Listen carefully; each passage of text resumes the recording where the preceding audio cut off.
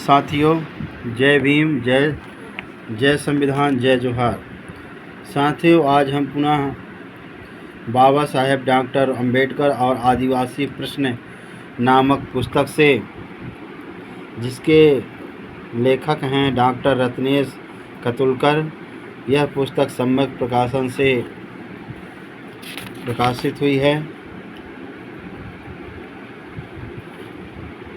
हम इसके अगले पृष्ठ पर चलते हैं।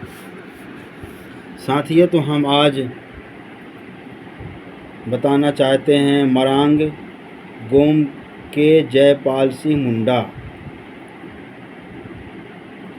मरांग गोम के जयपाल सिंह मुंडा के विषय पर संक्षिप्त जानकारी प्राप्त करेंगे।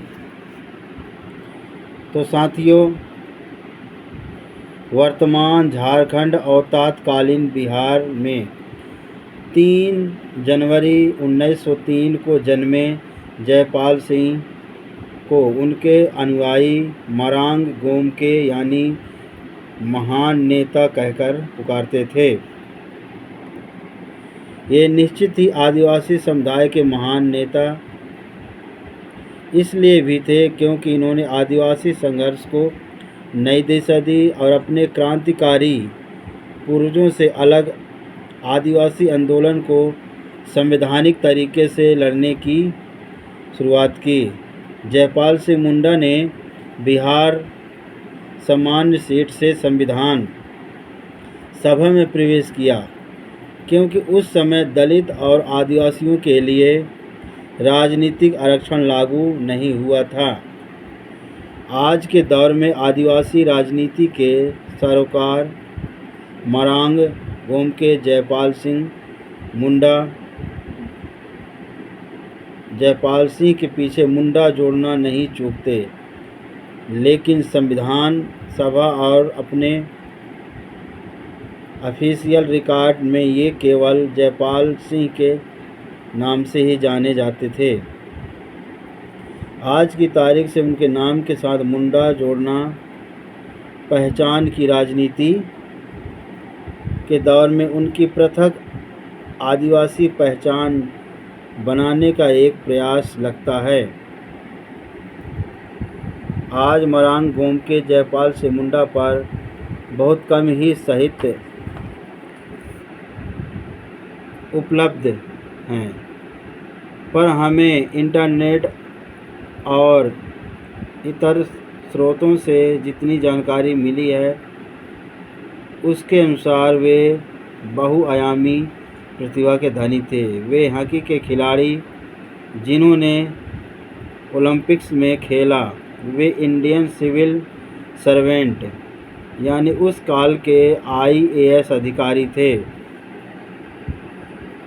संविधान सभा में उनके वक्तव्य को पढ़कर सहज ही लगता है कि वे एक प्रभावी वक्ता और आदिवासी मुद्दों पर बेहद ईमानदारी से अपनी बात रखते थे। सुदूर आदिवासी क्षेत्र में जन्म होने के बावजूद उन्हें उच्च एवं उत्कृष्ट शिक्षा और विदेश की ऑक्सफोर्ड जैसे नामी यूनिवर्सिटी में पढ़ने का अवसर ईसाई मिशनरी के सहयोग से मिल पाया, जो उन्हें इस देश में मदद कर रही थी। आगे चलकर जयपाल सिंह अपने समुदाय में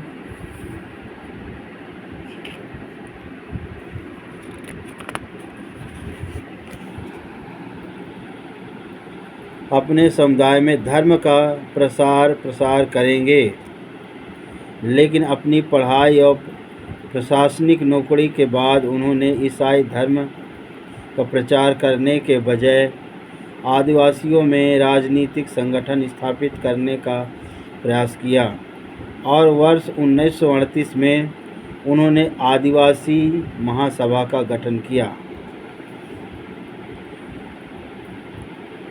बाद में वे संविधान सभा के लिए चुने गए तो उन्होंने वहां आदिवासियों और अन्य वंचित तबकों के लिए अपनी बुलंद आवाज़ उठाई। हालांकि संविधान सभा में मजबूत सामाजिक एवं आर्थिक पृष्ठभूमि और दबंग जाति के प्रतिनिधियों की भरमार होने के कारण अक्सर उनकी गंभीर बातों को या तो टाल दिया गया या कभी कभी उन्हें मजाक का विषय बना दिया गया।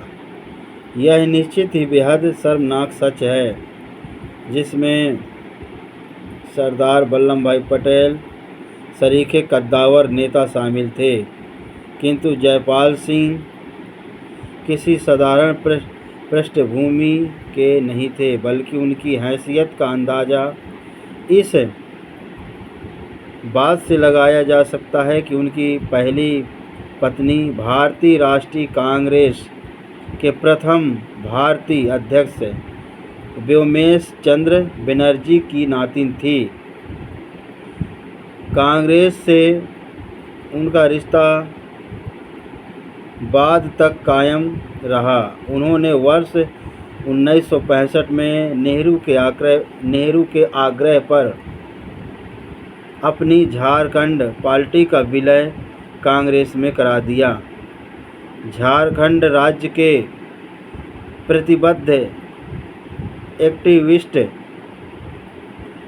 जयपाल सिंह के इस कदम को गलत मानते हैं, क्योंकि इस निर्णय के चलते समय पर अलग झारखंड राज्य नहीं बन पाया। संविधान सभा में जयपाल सिंह के तर्कों और सवालों को पढ़कर हम निश्चित रूप से यह कह सकते हैं कि आदिवासी वर्ग में उनसे बेहतर कोई और नेता नहीं हुआ। तो साथियों, ये रह गई जयपाल सिंह मुंडा की संक्षिप्त परिचय, जो मैंने आप लोगों के सामने बताने का प्रयास किया। इसके बाद में हम इसी के आगे बात करेंगे संविधान सभा में आदिवासी मुद्दे की, जो यह अगले भाग में बताया जाएगा। तब तक के लिए आपको धन्यवाद।